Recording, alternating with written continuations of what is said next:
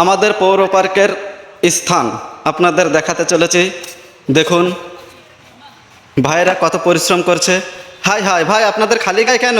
কি করছেন এখানে? ভাই দুঃখের কথা আর কব কি, এই জায়গা কি গর্ত ছিল, সেই গর্ত বুঝাইয়ে আমরা এখন গর্ত রিছি, এখন তো বাজিয়ে গেছে, এখন বলে সরকারি জায়গা।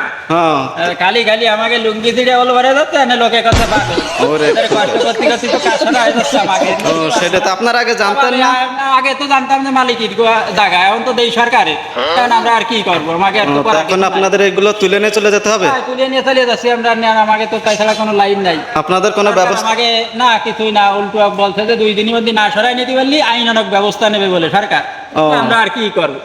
ভাই আপনাদের কি বক্তব্য আছে এতে?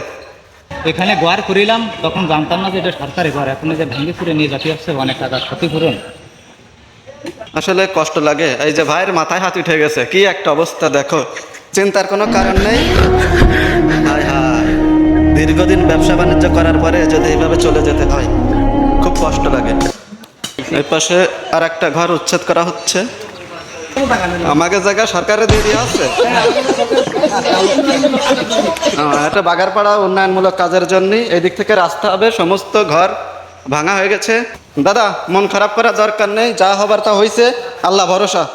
এটাও তো আমাদের একটা উন্নয়নমূলক কাজ, তাই না?